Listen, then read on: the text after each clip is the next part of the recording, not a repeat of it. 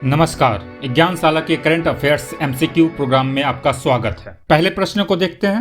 वैश्विक साइबर सुरक्षा सूचकांक यानी कि ग्लोबल साइबर सिक्योरिटी इंडेक्स 2020 में भारत की रैंकिंग है। पहला विकल्प है पहला, दूसरा विकल्प है 10वां, तीसरा विकल्प है 25वां और चौथा विकल्प है 30वां।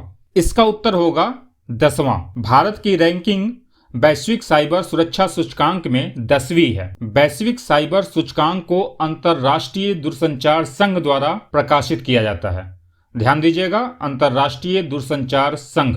इस सूचकांक में अमेरिका को पहला स्थान प्राप्त हुआ है। अब अगले प्रश्न को देखते हैं। विगत दिनों चर्चा में रहे कालबेलिया नृत्य के संबंध में निम्नलिखित कथनों पर विचार कीजिए। पहला कथन है, कालबेलिया जनजाति समुदाय की महिलाओं द्वारा किया जाने वाला नृत्य है जो आंध्र प्रदेश के तटीय क्षेत्रों में निवास करते हैं। यह कथन गलत होगा क्योंकि कालबेलिया समुदाय राजस्थान के निवासी हैं, न कि आंध्र प्रदेश के। लेकिन यह बात सही है कि कालबेलिया नृत्य कालबेलिया समुदाय की महिलाओं द्वारा किया जाता है। दूसरे कथन को देखते हैं।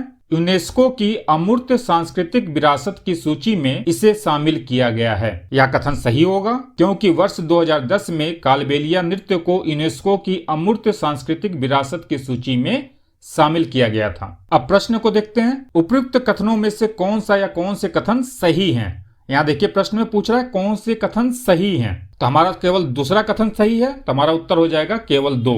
अगला प्रश्न देखते हैं। निम्नलिखित में से किसे फुकुओका पुरस्कार 2021 नहीं मिला है? आइए अब हम फुकुओका पुरस्कार के बारे में कुछ जान लेते हैं। यह जापान का प्रतिष्ठित पुरस्कार है। इसे फुकुओका सिटी इंटरनेशनल फाउंडेशन, ध्यान दीजिएगा, फुकुओका सिटी इंटरनेशनल फाउंडेशन द्वारा 1990 में स्थापित किया गया था। यह पुरस्कार एशियाई संस्कृति के संरक्षण में अहम योगदान देने वाले व्यक्तियों और संगठनों को दिया जाता है। यह पुरस्कार 3 श्रेणियों में यानी कि ग्रैंड प्राइज, अकादमिक प्राइज और आर्ट एंड कल्चर प्राइज में प्रदान किया जाता है। इस साल का ग्रैंड प्राइज पी साईनाथ को मिला है। अकादमिक प्राइज प्रोफेसर किशिमोतो मियो को मिला है।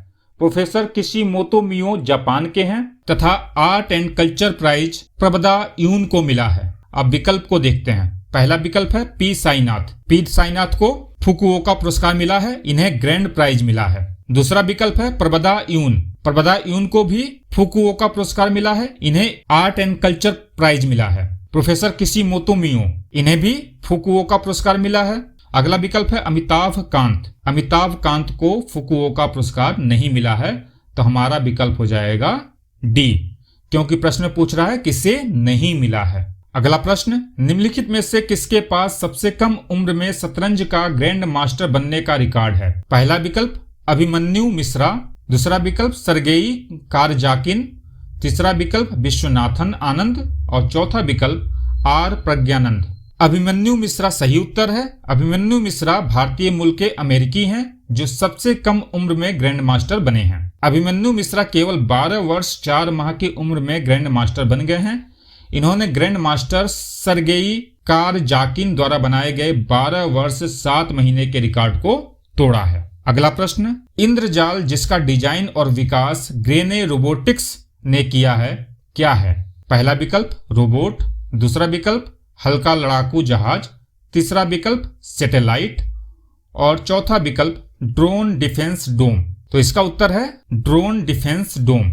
इंद्रजाल भारत का पहला स्वदेशी ड्रोन डिफेंस डोम है जिसका डिजाइन और विकास ग्रेने रोबोटिक्स ने किया है। ग्रेने रोबोटिक्स हैदराबाद में स्थित एक तकनीकी अनुसंधान एवं विकास फर्म है। यह ड्रोन डिफेंस 1000 से लेकर 2000 स्क्वायर किलोमीटर तक मौजूद खतरों को स्वतः नाकाम कर देता है। वीडियो पे बने रहने के लिए धन्यवाद। उम्मीद है आपको यह वीडियो पसंद आया होगा। फिर मिलते हैं एक नए वीडियो के साथ, तब तक के लिए नमस्कार, जय हिंद।